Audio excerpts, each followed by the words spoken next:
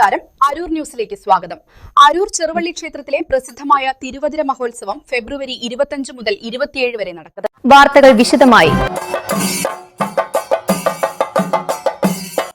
അരൂർ ചെറുവള്ളി ക്ഷേത്രത്തിൽ തിരുവാതിര മഹോത്സവം ഫെബ്രുവരി 25 മുതൽ ഒരുക്കങ്ങൾ പൂർത്തിയായി.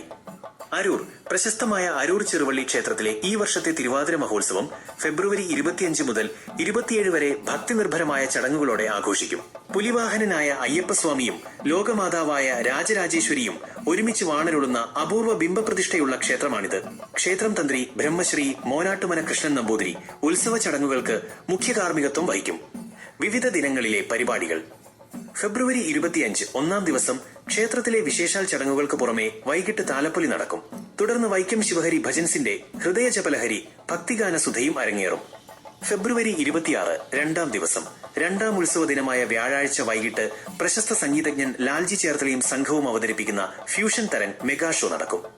ഫെബ്രുവരി 27 സമാപന ദിവസം ഉത്സവത്തിന് സമാപനം കുറിച്ചുകൊണ്ട് വെള്ളിയാഴ്ച വൈകിട്ട് കാഴ്ച ശ്രീബലി നടക്കും.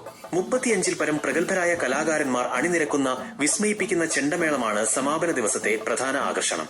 രാത്രിയിൽ വർണ്ണാഭമായ ആകാശവിസ്മയത്തോടുകൂടി ചടങ്ങുകൾ പൂർത്തിയാകും. ഉത്സവത്തിനായുള്ള എല്ലാ ഒരുക്കങ്ങളും പൂർത്തിയായതായി ക്ഷേത്ര ഭാരവാഹികൾ അറിയിച്ചു.